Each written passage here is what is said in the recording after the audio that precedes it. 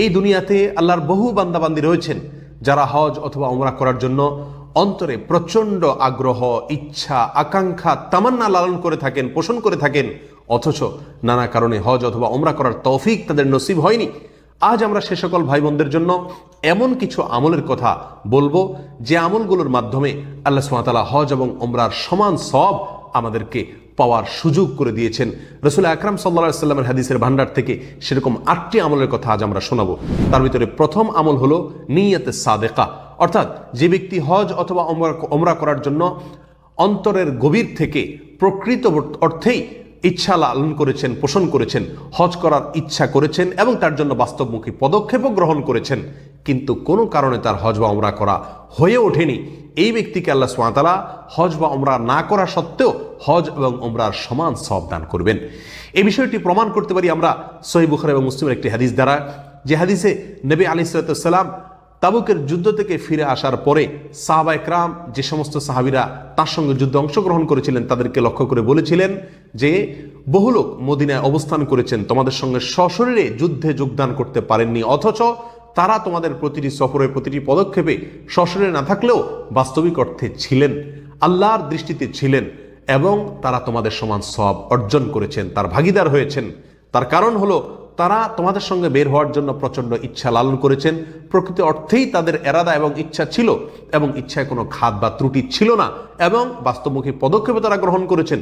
শুধুমাত্র অসুস্থতা অথবা কোনো গ্রহণযোগ্য ওজরের কারণে তারা তোমাদের সঙ্গে যোগ দিতে পারেন নাই। আল্লাহ তাআলা তাদের মনের এই ইচ্ছার কারণে তাদেরকেও তোমাদের সমান সওয়াব দান করবেন। সম্মানিত সাথী ও বন্ধুগণ, এই হাদিস থেকে বোঝা গেল যে ব্যক্তি যে কোনো ভালো কাজ করার জন্য প্রচণ্ড ইচ্ছা লালন করে থাকেন, অন্তর থেকে সত্যিকারের এরাদা এবং ইচ্ছা তার ছিল এবং কোনো কারণে তার যাওয়া হয়নি, এই ব্যক্তিকে আল্লাহ সুবহানাহু ওয়া তাআলা ওই আমলটি করার যে সওয়াব তিনি পেতেন সেরকম সওয়াব আল্লাহ তাআলা দান করে থাকেন। তার অনুগ্রহ দ্বারা আমাদের দেশে প্রতি বছর হজের সিজন আসলে দেখি যে শেষ মুহূর্তে অনেক হাজী সাহেবদের হজে যাওয়া হয় না, তারা কান্নাকাটি করেন, মন খারাপ করেন। আর এই কান্নাকাটি করা, মন খারাপ করা, এটা তাদের ঈমানের, এটা তাদের হজের প্রতি আগ্রহ এবং ভালোবাসার আলামত, এটা দোষণীয় নয়।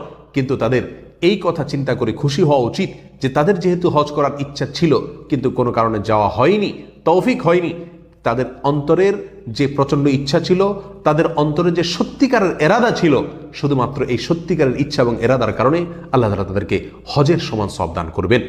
দ্বিতীয় যে আমলটির কথা বলবো তা হলো 5 ওয়াক্ত সালাত মসজিদে আদায় করার জন্য যে ব্যক্তি বাসা থেকে ওযু করে বের হয়ে মসজিদে আসবে, গমন করবে, এই ব্যক্তিকেও আল্লাহ সুবহানাহু ওয়া তাআলা হজ করার সমান সওয়াব দান করবেন। এহরামকারী ব্যক্তি, হজকারী ব্যক্তি এহরাম পরিধান করে যেরকম হজ করার জন্য গেলে আল্লাহ সুবহানাহু ওয়া তাআলা তাকে যেরকম সওয়াব দান করে থাকেন, সেরকম সওয়াব এরকম ব্যক্তিকেও দান করবেন যিনি বাসা থেকে পবিত্রতা অর্জন করে মসজিদে গমন করেছেন। এ বিষয়ে তারগীব এবং তারহিবের বর্ণিত এক হাদিসে নবী আলাইহিস সালাম বলেছেন, মান খারাজা মিন বাইতিহি মুতাতাহহিরান, যে ব্যক্তি তার বাসা থেকে পবিত্রতা অর্জন করে বের হলো, ওযু করে বের হলো, ইলা সালাতিন মাকতুবাতিন, কোন ফরজ সালাত আদায় করার জন্য, ফাআজরুহু কাআজরিল হাজ্জিল মুহরিমি, ইহরাম বাঁধা হাজী সাহেবের মতো সওয়াব আল্লাহ তাআলা ওই ব্যক্তিকে দান করবেন। আমলটি খুবই ছোট এবং সাধারণ আমল, বাসা থেকে ওযু করে বের হতে হবে মসজিদে ফরজ সালাত আদায় করার উদ্দেশ্যে, আর এর মাধ্যমে হজের সওয়াব আমরা পেতে পারি। তৃতীয় যে আমলটির কথা বলবো তা হলো ফজরের ফরজ সালাত আদায় করার পরে কিছুক্ষণ বসে থেকে সূর্য ওঠার পরে জিকির, আজকার, তাসবিহ, তাহলিল ইত্যাদি করতে করতে সময় পার করে সূর্য ওঠার পরে যে ব্যক্তি 2 রাকাত সালাত আদায় করবে, সালাতুল ইশরাক অথবা সালাতুদ দুহা, এই সালাতের মাধ্যমে আল্লাহ সুবহানাহু ওয়া তাআলা হজ এবং উমরার সমান সওয়াব দান করবেন। এই বিষয়ে তারগীব এবং তারহিবে এবং সহিহুল জামিতে 2টি হাদিস বর্ণিত হয়েছে। সহিহুল জামির হাদিসে বর্ণিত হয়েছে নবী আলাইহিস সালাম বলেছেন, মান সাল্লা সালাতাল গাদাত, যে ব্যক্তি ফজরের সালাত আদায় করলো, ফজরের নামাজ পড়লো জামাতের সাথে, এরপরে সে বসে জিকির আজকার করতে থাকলো, এরপরে 2 রাকাত নামাজ পড়লো সূর্য ওঠার পরে, এই ব্যক্তির জন্য একটি হজ এবং একটি উমরার সওয়াব আল্লাহ তাআলা লিপিবদ্ধ করবেন। তাম্মাতান তাম্মাতান তাম্মাতান 3 বার বলেছেন, অর্থাৎ পূর্ণাঙ্গ হজ এবং উমরার সওয়াব দান করবেন। সুবহানাল্লাহ। এই আমলটির মাধ্যমে আজ এই সূর্য ওঠার পরে 2 রাকাত অথবা 4 রাকাত সালাত আদায় করার যে আমল, সেটা সমাজ থেকে বিদায় হওয়ার পথে এই আমলটির মাধ্যমে আমরা হজের সমান সওয়াব পেতে পারি।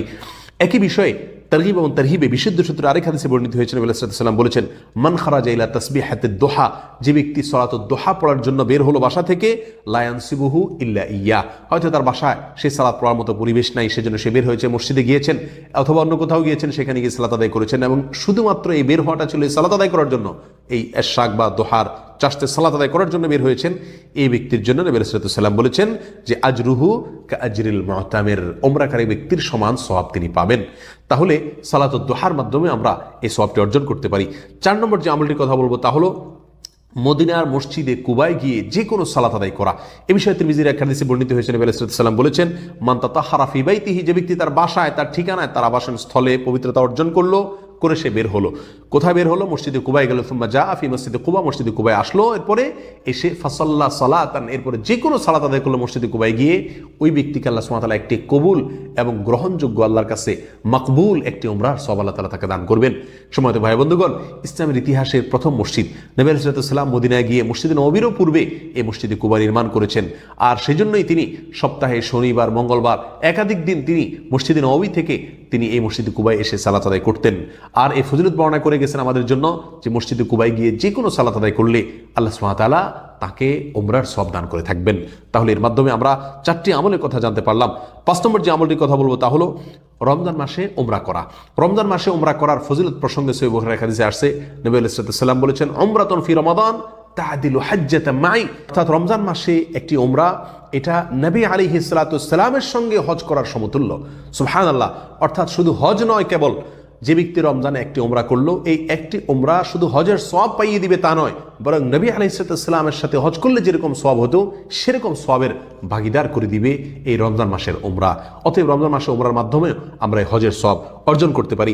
6 নম্বর যে আমলটির কথা বলবো তা হলো হাজী সাহেবরা যখন হজ করতে যাবেন, তখন হাজী সাহেবের হজ করতে যাওয়ার জন্য যা যা প্রয়োজন তা তা দিয়ে তাকে হজের জন্য প্রস্তুত করে দেওয়া, তাকে অর্থ করে দিয়ে হজে যাওয়ার ব্যবস্থা করে দেওয়া, অথবা কোনো হাজী সাহেব হজে যাওয়ার পরে তার অগোচরে তার পরিবারের দায় দায়িত্ব নেওয়া, তাদের অভিভাবকত্ব গ্রহণ করা, তাদের জিম্মাদারি পালন করা, এই আমলের মাধ্যমেও হজের সমান সওয়াব আমরা পেতে পারি।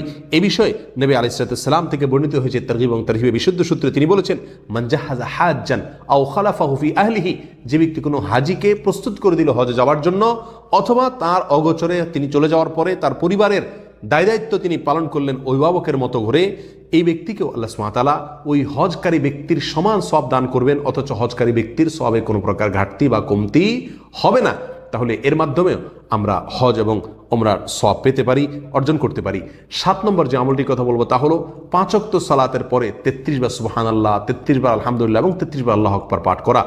সহিহ বুখারী এবং মুসলিমের এক হাদিসে আসছে, নবী আলাইহিস সালামের কাছে সাহাবায়ে কেরামের মধ্যে যারা গরীব ছিলেন, অভাবী ছিলেন, তারা এসে বললেন ইয়া রাসূলুল্লাহ, আমাদের মধ্যে যারা ধনী তারা আমাদের মতো সালাত সিয়াম করে, আবার অতিরিক্ত হিসাবে তাদের অর্থ থাকার কারণে তারা হজ করেন, তারা দান সদকা ইত্যাদি করেন, অথচ এগুলো আমরা করতে পারি না। আমাদেরকে এমন কিছু আমলের কথা বলে দিন যে আমলের মাধ্যমে আমরা তাদের সমান মর্যাদা পাবো বা তাদেরকে আমরা ধরতে পারবো। তখন নবী আলাইহিস সালাম তাদেরকে বলেছিলেন, তোমরা প্রত্যেক 5 ওয়াক্ত সালাতের পরে 33 বার সুবহানাল্লাহ, 33 বার আলহামদুলিল্লাহ এবং 33 বার আল্লাহু আকবার। কোন কোন বর্ণনায় 34 বার বা ভিন্ন কথাও এসেছে, কিন্তু এখানে 33 কথা এসেছে। এই আমলটি তোমরা যদি করো, তাহলে তারা তাদের অর্থ ব্যয় করে হজ করে দান করে যে সওয়াব পেয়ে থাকেন সেরকম সওয়াব তোমরা অর্জন করতে পারবে। তাহলে এই আমলের মাধ্যমেও আমরা হজের সওয়াব অর্জন করতে পারি। প্রত্যেক সালাতের পরে আমলটি করতে হবে। 8 নম্বর যে আমলটির কথা বলবো তা হলো যে কোনো কল্যাণমূলক জ্ঞান অর্জন করার জন্য, ভালো কিছু শেখার জন্য যে ব্যক্তি বাসা থেকে বের হয়ে যাবে, ওই ব্যক্তির মাকেও আল্লাহ সুবহানাহু ওয়া তাআলা একজন হাজী সাহেব হজ করে যেরকম সওয়াব অর্জন করবেন সেরকম সওয়াব আল্লাহ তাআলা তাকে দান করবেন। এ বিষয়ে তারগীব এবং তারহিবে বিশুদ্ধ সূত্রে বর্ণিত হয়েছে। আবু উমামা আল বাহিলি রাদিয়াল্লাহু তাআলা বর্ণনা করেছেন, রাসূল আকরাম সাল্লাল্লাহু আলাইহি ওয়াসাল্লাম বলেছেন, মান গাদা ইলাল মসজিদি, যে ব্যক্তি মসজিদের দিকে বের হবে, মসজিদে যাবে, গমন করবেন, এবং এই মসজিদে যাওয়াটা ছিল লা ইউরিদু ইল্লা আন ইয়াতাআল্লামা খায়রান আও ইউআল্লিমা, সে ব্যক্তি মসজিদে গিয়েছে ভালো কিছু শেখার জন্য, কোরআন শেখার জন্য, হাদিস শেখার জন্য, ইসলাম শেখার জন্য, কল্যাণমূলক কোনো কিছু শেখার জন্য বের হয়েছেন, অথবা শেখানোর জন্য বের হয়েছেন, মসজিদে বা যে কোনো জায়গায় বের হয়েছেন, কানা লাহু কাআজরি হাজ্জিন তাম্মাতান হাজ্জাতু, এই ব্যক্তিকে আল্লাহ সুবহানাহু ওয়া তাআলা একজন হাজী সাহেবের সমান সওয়াব দান করবেন, পূর্ণাঙ্গ হজের সওয়াব দান করবেন। সুবহানাল্লাহ। তাহলে কল্যাণমূলক যে কোনো জ্ঞান অর্জন করার জন্য, ইলম অর্জন করার জন্য যদি আমরা বের হই, তাহলে এর মাধ্যমে আমরা হজের সমান সওয়াব পেতে পারি। সম্মানিত দর্শক শ্রোতা ভাই বোনেরা, যে 8টি আমলের কথা আমরা বললাম, এই আমলগুলো খুবই সহজ, অত্যন্ত সহজ, মোটেও কষ্টসাধ্য নয়, অথচ এই আমলগুলোর বিনিময়ে আমরা সশরীরে অর্থ ব্যয় করে হজ না করেও হজ এবং ওমরার সমান সওয়াব আমরা অর্জন করতে পারি।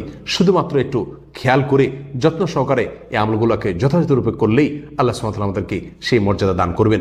তবে এখানে একটি কথা মনে রাখতে হবে, তা হলো একজন মানুষ এই আমলগুলো করার মাধ্যমে হজ এবং ওমরার সওয়াব পাবেন ঠিক, কিন্তু একজন মানুষ কষ্ট করে, অর্থ ব্যয় করে, শারীরিকভাবে পরিশ্রম করে হজ করার মাধ্যমে যে মর্যাদা তিনি অর্জন করবেন, হুবহু সেই মর্যাদা এই আমলগুলো করার মাধ্যমে আমরা অর্জন করতে পারবো না। তাছাড়া এই আমলগুলো করেছি তাই আমাদের আর হজ ওমরা না করলে চলবে, ব্যাপারটি এমন নয়। বরং হজ ওমরার সওয়াব পাওয়া এক জিনিস, আর হজ ওমরার দায় থেকে মুক্তি পাওয়া ভিন্ন জিনিস। বিধায় তৌফিক হলে হজ ওমরা করতে হবে, সেটি ভিন্ন বিষয়। কিন্তু হজ ওমরা করার তৌফিক যদি নাও হয়, তবে হজ ওমরার সমান বিপুল সওয়াবের অধিকারী আমরা হতে পারি এই আমলগুলো করার মাধ্যমে। আবারও আমি এক নজর আমলগুলোর কথা বলে দিচ্ছি। 1 নম্বর হলো হজ এবং ওমরা করার জন্য অন্তরের গভীর থেকে সত্যিকারার্থে ইচ্ছা পোষণ করা এবং তার জন্য বাস্তবমুখী পদক্ষেপ গ্রহণ করা আল্লাহকে সন্তুষ্ট করার উদ্দেশ্যে। দ্বিতীয় আমল হলো বাসা থেকে পবিত্রতা অর্জন করে ওযু করে মসজিদে গমন করা, ফরজ সালাত আদায় করার জন্য। তৃতীয় আমল হলো ফজরের নামাজ পড়ার পরে জিকির আজকার, তাসবিহ, তাহলিল ইত্যাদি করতে থাকা। সূর্য ওঠার কিছুক্ষণ পরে কমপক্ষে 2 রাকাত সালাত আদায় করা, সালাতুল ইশা অথবা দোহা হিসাবে। 4 নম্বর আমল হলো নবী আলাইহিস সালাম নির্মিত মদিনার মসজিদে কুবাতে যে কোনো সালাত আদায় করা। 5 নম্বর আমল হলো রমজান মাসে উমরা করা, এর মাধ্যমে নবী আলাইহিস সালামের সাথে হজের সমান সব আমরা পেতে পারি। 6 নম্বর আমল হলো কোনো হাজী সাহেব তাকে হজে যাওয়ার জন্য প্রস্তুত করে দেওয়া, ব্যবস্থা করে দেওয়া, অথবা তার অগোচরে তার পরিবারের দায় দায়িত্ব পালন করা। 7 নম্বর আমল হলো 5 ওয়াক্ত সালাতের পরে 33 বার সুবহানাল্লাহ, 33 বার আলহামদুলিল্লাহ এবং 33 বার আল্লাহু আকবার এটি আদায় করে তাসবিহগুলো আদায় করা। আর 8 নম্বর আমল হলো যে কোনো কল্যাণমূলক কিছু শেখার জন্য, ভালো কিছু জানার জন্য বাসা থেকে বের হয়ে মসজিদে গমন করা এবং কোনো হালাকায়, কোনো ইসলাম শেখার কোনো জায়গায়, ভালো কিছু শেখার কোনো জায়গায় নিজেকে আবদ্ধ করা, নিবিষ্ট করা। এর মাধ্যমেও আমরা আল্লাহ সুবহানাহু ওয়া তাআলার কাছে হজ এবং ওমরার সমান সওয়াব পেতে পারি। আল্লাহ তাআলা আমাদের সবাইকে বেশি থেকে বেশি আমলের দিকে অগ্রসর হওয়ার তৌফিক দান করেন বিশুদ্ধ উপায়ে, এবং ইখলাসের সঙ্গে আমলগুলো করার তৌফিক দান করেন। জাযাকুমুল্লাহু খায়রা। ওয়াসসালামু আলাইকুম ওয়া রাহমাতুল্লাহি ওয়া বারাকাতুহু।